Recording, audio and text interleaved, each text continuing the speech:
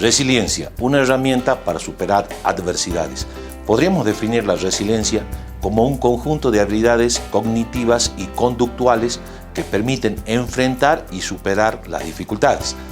Para entenderlo un poquitito mejor, podríamos poner el ejemplo de Juan.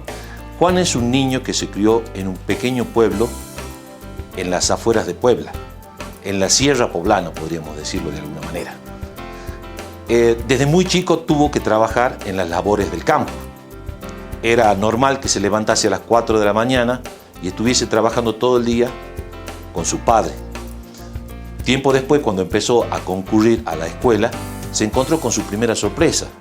Toda su vida, en su ámbito familiar, había hablado en náhuatl. Y cuando llegó a la escuela se encontró con que hablaban español. No sabía absolutamente nada. Con mucho esfuerzo, empezó a ponerse al lado de sus compañeros. Hizo toda la primaria y siguió ayudando a su padre en las tareas del campo. Fue igual en la secundaria y fue igual en la preparatoria.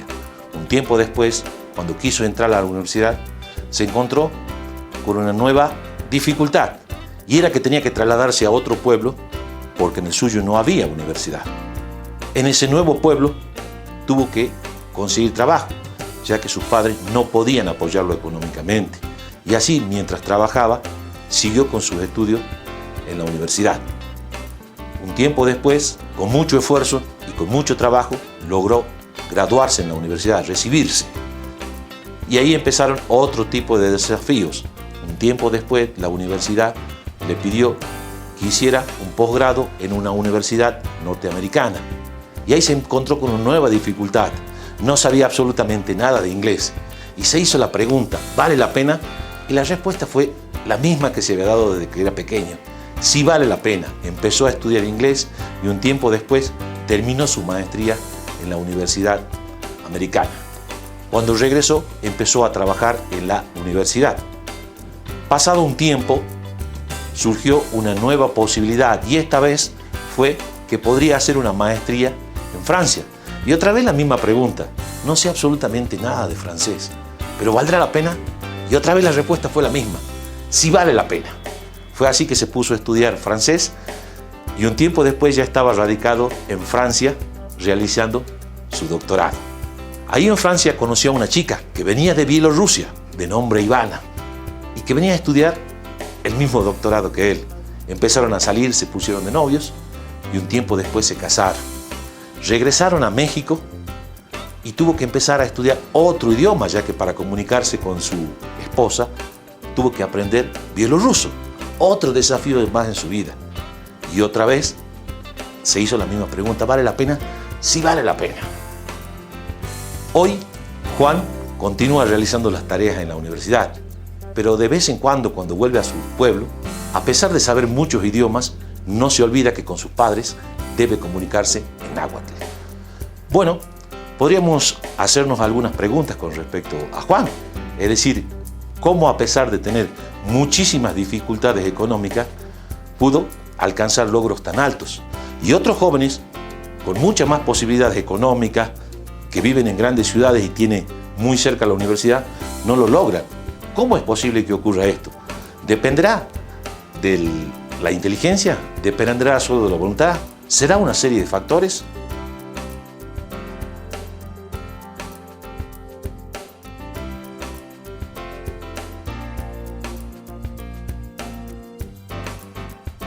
En los próximos 5 años, solamente en México, 5 millones de jóvenes van a dejar la preparatoria y querrán entrar en la universidad.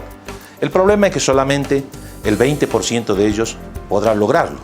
El resto tendrá que optar por entrar en una universidad privada o insertarse en el ámbito laboral.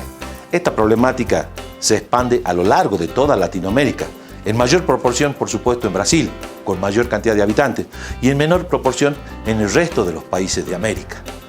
Y si deciden trabajar, se van a encontrar con altas tasas de desempleo, con muy pocas posibilidades de insertarse en el ámbito laboral.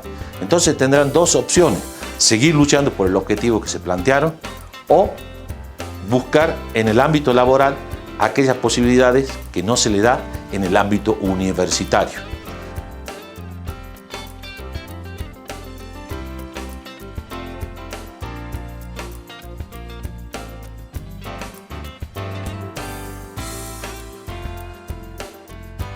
Un tema que se viene desarrollando desde alrededor de los años 50 en psicología es la resiliencia.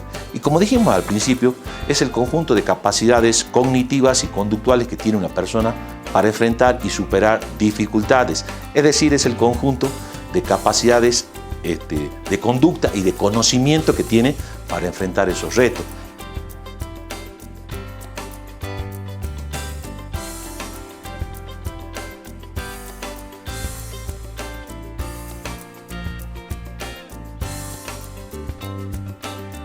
Esa es una palabra que de un tiempo antes se venía utilizando en ingeniería y se refiere a la capacidad que tienen ciertos materiales de ser sometidos a altas presiones sin perder la forma. Lo mismo podríamos hacerlo en nuestro ámbito, es decir, que resiliente sería una persona que tiene la capacidad de soportar altas tensiones, mucho estrés, sin perder la forma o el estilo, es decir, sigue siendo la misma persona.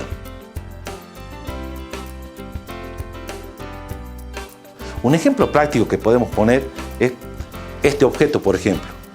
Si nosotros lo sometemos a presión, vamos a ver que pierde la forma, pero como es un objeto resiliente, nuevamente cuando le quitamos la presión, vuelve otra vez a tener la forma o el estilo que tenía al principio. Lo contrario ocurre con una hoja.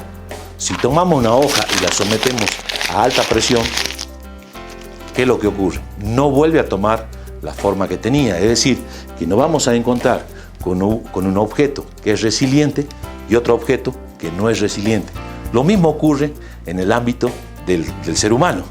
Hay seres humanos que son resilientes, que vuelven a tomar la forma, y hay personas que le va a costar mucho tiempo volver a ser lo que eran.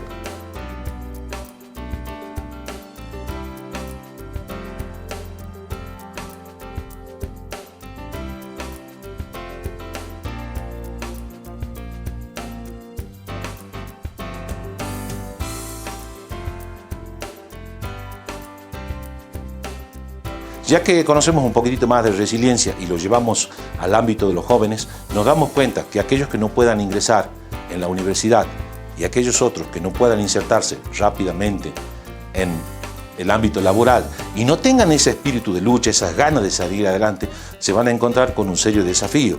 Y si no superan esas adversidades, podrán enfrentarse a otro tipo de problemas, como es, por ejemplo, el alcoholismo, la drogadicción, la prostitución, en algunos casos. Es decir, los jóvenes que no sean resilientes no van a tener esa herramienta para superar ese tipo de adversidad.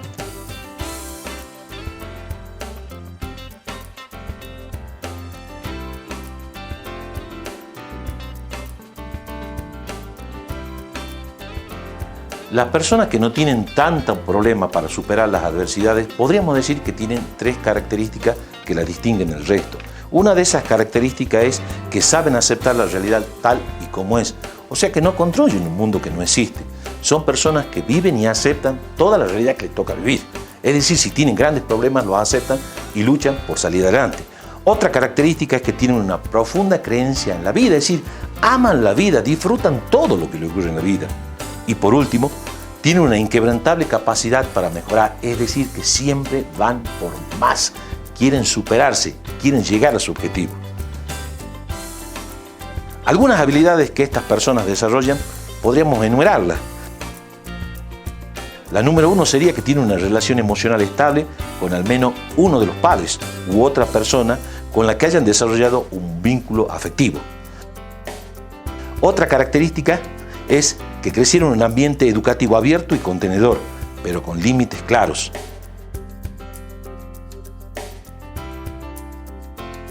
Siguen modelos sociales que motivan a superar los retos o desafíos.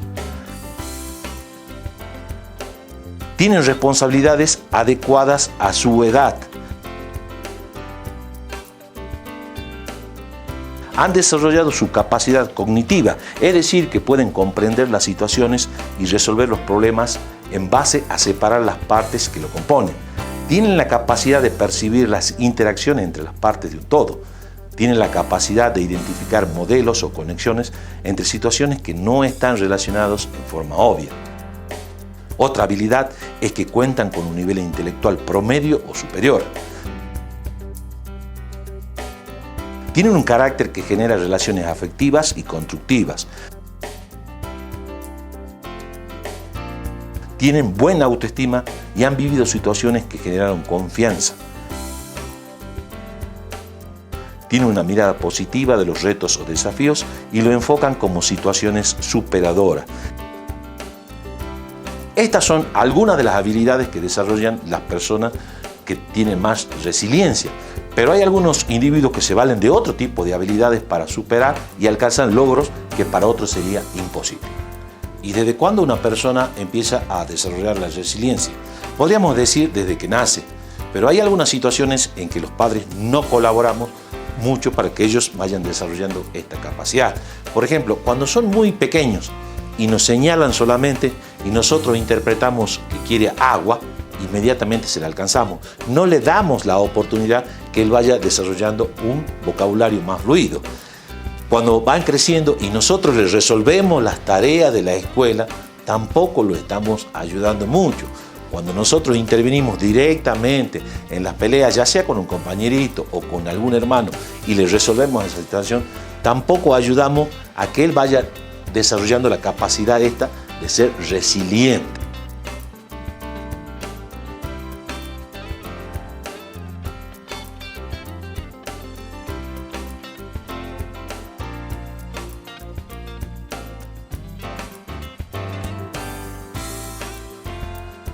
Es decir, que con el paso del tiempo este niño va perdiendo seguridad en sí mismo, se vuelve una persona caprichosa, es una persona que todo lo que pide lo tiene al alcance de la mano, es una persona insegura, muchas veces vamos a ver que actúa en forma de gritos, a través de gritos, histérica podríamos decir, es decir, cuando no consigue lo que quiere. Y si a esta pequeña persona la insertamos en el ámbito de la vida, vamos a ver que va a tener las mismas dificultades para superar las adversidades. ¿Qué podemos hacer para que el niño vaya desarrollando esta capacidad? Y una de las cosas que podemos hacer, que resultan cotidianos, es que vaya desarrollando una buena autoestima, es decir, que se quiera, que se valore, que se respete. Otra característica podría ser que tenga confianza en sí mismo. Otra característica es que valore la vida, una persona que se sienta capaz, que se sienta seguro. Esas seguramente son algunas de las que le van a ayudar a él para desarrollar esta habilidad. Ser resiliente no significa no sentir dolor, no tener pérdidas, no enfrentar retos o desafíos. Ser resiliente significa que a pesar de las adversidades podamos superarlas. Muchas personas les toca perder seres queridos, perder bienes, perder el trabajo, pasar por situaciones económicas muy complicadas, pero aún así, después de un tiempo, logran otra vez reponerse y mantener la forma que tenían al principio. A fines del siglo XIX, una pequeña población del estado de Alabama, en Estados Unidos, sufrió la plaga de gorgojos y esta población se dedicaba a la siembra del algodón. Por supuesto que las cosechas quedaron diezmadas y muchos de sus habitantes optaron por irse de ese pueblo. Otros cayeron en el desánimo, pero hubo un pequeño grupo que buscó nuevas alternativas. Ellos buscaron la forma de diversificar, ya no sería más algodón, no se podía sembrar algodón, y buscaron otros nuevos cultivos, como fueron la papa, el maíz. Pasado un tiempo, en este mismo pueblo, en la entrada del pueblo, se erigió un monumento al gorgojo, porque gracias a ese gorgojo y a esa diversificación, ese pueblo hoy es mundialmente conocido como la capital del maní o del cacahuate. Un ejemplo de resiliencia lo tenemos en el psicólogo austríaco Viktor Frankl, y él lo relata muy bien en su libro El hombre en búsqueda de sentido. Y él cuenta a lo largo de ese libro que sufrió durante la Segunda Guerra Mundial y en su condición de judío muchas vejaciones, ya que fue ingresado a distintos campos de concentración. Él, en estos campos de concentración, pasó hambre, frío, todo lo que nos podamos imaginar, toda clase de sufrimiento. Pero él afuera sabía que todavía estaban, o suponía que estaban, su esposa y su padre. Y a pesar de todo el sufrimiento, de todas las vejaciones que sufrió, seguía con la esperanza y el sueño de mantenerse vivo, porque soñaba con ese nuevo encuentro. Es decir, que todo lo que a él le podían hacer no lo afectaba en su interior, ya que soñaba con ese encuentro con su esposa. Transcurrido toda la Segunda Guerra Mundial. Una vez que fue liberado por los soldados norteamericanos, se dio cuenta que su esposa ya no vivía, que era algo que él también tenía como alternativa cuando estaba dentro del campo de concentración. Pero esa dimensión espiritual, ese deseo ardiente de encontrarse con su ser querido, en este caso con su esposa y sus padres, que después no pudo concretar, le permitió soportar toda clase de adversidades y humillaciones. Y hoy es conocido mundialmente como el padre de la logoterapia. También tenemos el ejemplo de Helen Keller, una persona que nació con disminución visual, casi ciega. Y a pesar de este inconveniente, luchó toda su vida y fue ejemplo para millones de personas. Otro ejemplo que podemos poner, no en el plano de la persona, pero sí, por ejemplo, en el plano de algún país. Cuando hablamos de resiliencia, se nos viene a la cabeza Japón. Tuvieron que soportar 2 bombas atómicas y los pocos recursos que le quedaron estaban contaminados. Aún así, toda su población luchó arduamente para superar estas adversidades. Y hoy sabemos lo que es Japón, una potencia mundial. Otro tanto ocurre con otros países de Latinoamérica. Tenemos, por ejemplo, el terremoto de México en el 85, o el más reciente, el de Chile. Y a pesar de haber quedado ciudades casi prácticamente destruidas, su población logró salir adelante. Muchas personas recordarán algún momento de dificultad en su vida.